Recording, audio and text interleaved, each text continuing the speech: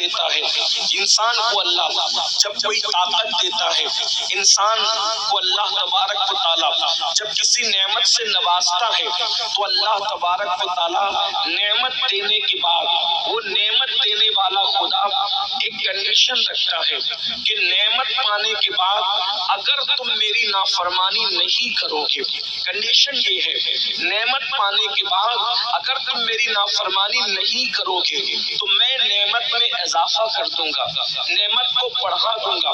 قرآن اس مضمون کو یوں بیان کرتا ہے لئن شکرتم لازیدنکم، کہ جب تم میری نعمتوں پہ شکر کرو گے تو شکر کا مطلب صرف الحمدللہ کہنا نہیں ہے، بلکہ شکر کا مطلب یہ ہے کہ جب اللہ تمہیں نعمت دے تو اس نعمت کا تم مس یوز نہ کرو، یہ شکر ہے، تم اس کا غلط استعمال نہ کرو، یہ شکر ہے۔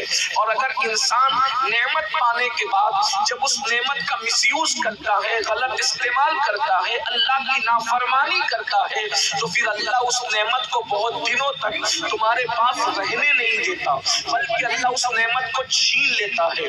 نعمتوں میں بہت سی نعمت ہے، میں ایک نعمت کا ذکر کروں، نعمتوں کے اندر بہت بڑی نعمت ہے مال۔ مال اللہ کی عطا ہے، مال اللہ رب العزت کی بہت بڑی عطا ہے۔ مال ہوتا ہے تو انسان صدقہ بھی دیتا ہے، مال ہوتا ہے انسان حج بھی کرتا ہے، مال ہوتا ہے انسان مسجدیں بھی بناتا ہے، مال ہوتا ہے انسان مدرسے بھی بناتا ہے۔ غرض کہ مال بری چیز نہیں ہے، کچھ لوگ مال کو برا سمجھتے ہیں، میں سمجھتا ہوں کہ غالباً ان کو مکمل طور پر اسلام کی تعلیمات پر ان کی نظر نہیں ہے، اس لیے وہ مال کو برا سمجھتے ہیں۔ اگر مال برا ہوتا تو عثمان غنی اسی مال سے 2 مرتبہ جنت کیوں خریدتے؟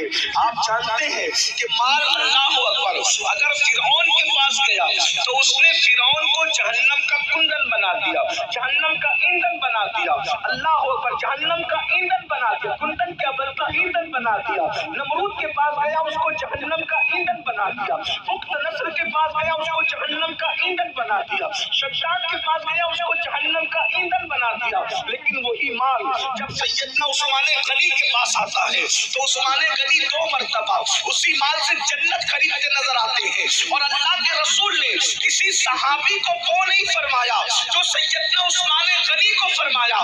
جب سرکار عثمان غنی نے 300 اونٹ مال سے بھر کر جنگ تبوک کے موقع پر چندے کے طور پر اسلام کو پیش کیا تو میرے آقا نے ارشاد فرمایا آج کے بعد عثمان کچھ بھی کرے اس کو کوئی عمل نقصان نہیں پہنچائے گا، عثمان کچھ بھی کرے اللہ اس کو جنت ہی عطا فرمائے گا۔ اندازہ فرمائے یہ مال کی برکت ہے میرے بھائیوں، مال سے آپ نے جنت خریدی ہے۔ اسی طریقے سے آقا ارشاد فرماتے ہیں من بنا للہ مسجدا بنا اللہ له بیتا فی الجنہ، کہ جو اللہ کے لیے مسجد بناتا ہے اللہ اس کے لیے جنت میں محل بناتا ہے۔ بھائیوں بتاؤ اگر انسان کے پاس مال نہ ہو تو کیا وہ مسجد بنا سکتا ہے؟ وہ مسجد کی تعمیر کر سکتا ہے؟ نہیں، ہرگز تعمیر نہیں کر سکتا۔ اسی طریقے سے حج کرنے جاؤ تو ہر قدم پہ نیکی ملتی ہے، حج کرنے والے کے تمام گناہ معاف ہو جاتے ہیں، حج کرنے والا گناہ سے ایسے پاک ہوتا ہے جیسے ابھی اپنی ماں کے پیٹ سے پیدا ہوا۔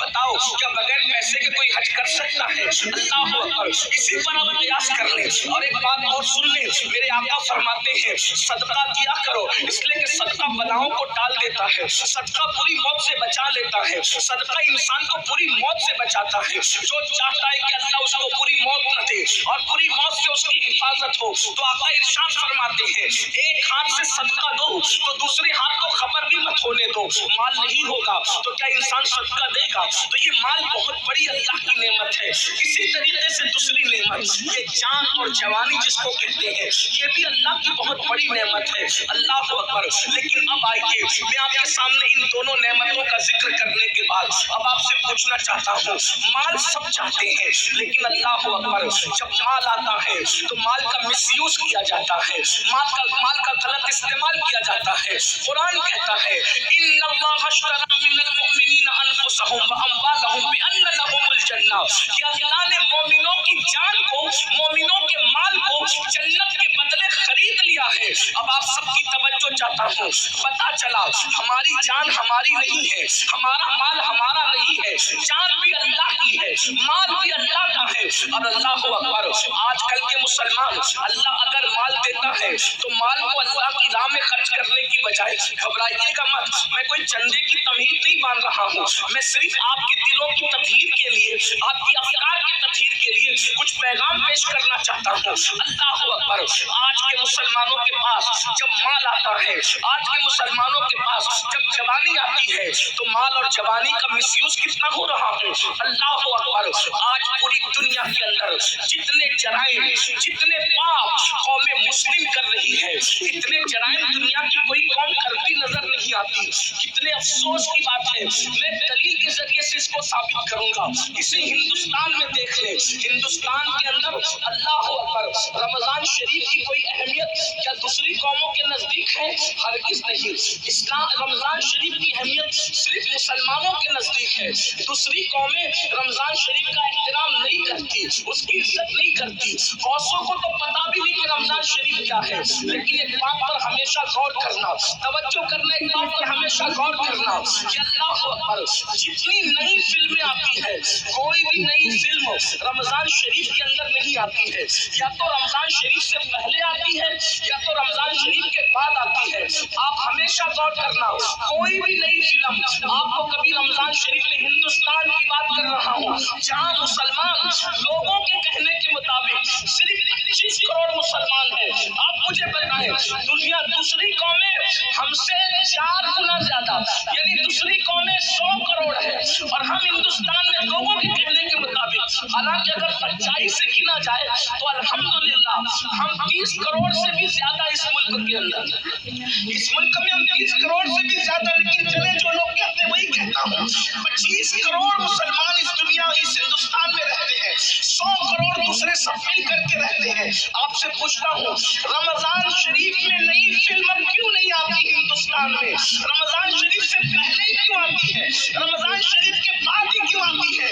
اس لیے کہ ان کی سروے رپورٹ یہ ہے کہ جو بھی فلم ہٹ ہوتی ہے, جو بھی فلم کامیاب ہوتی ہے, وہ صرف مسلمانوں کے دیکھنے سے کامیاب ہوتی ہے.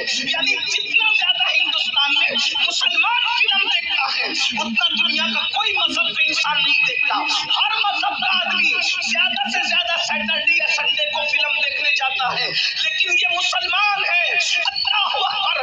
بتاؤ مسلمانوں, احساس کرو, جس قوم کے پاس قرآن نہیں وہ صرف چھٹی کے دن فلمیں دیکھتے ہیں, اور جس قوم کے پاس قرآن ہے, جس قوم کے پاس رحمان کا رشتہ ہے, جس قوم کے پاس آمنہ کے لال محمد رسول اللہ جیسا نبی ہے, وہ قوم کس قدر فلموں میں ڈوب گئی, کس قدر وقت کا مس یوز کر رہی ہے, وقت کا غلط استعمال کر رہی ہے, جوانی کا غلط استعمال کر رہی ہے, دولت کا غلط استعمال کر رہی ہے. کہ فلمیں سب سے زیادہ کوئی دیکھ رہا ہے تو وہ قوم مسلم ہے, جوا سب سے زیادہ کوئی کھیل رہا ہے تو وہ قوم مسلم ہے, نشہ سب سے زیادہ اگر کسی کے محلے میں ہے تو وہ قوم مسلم ہے.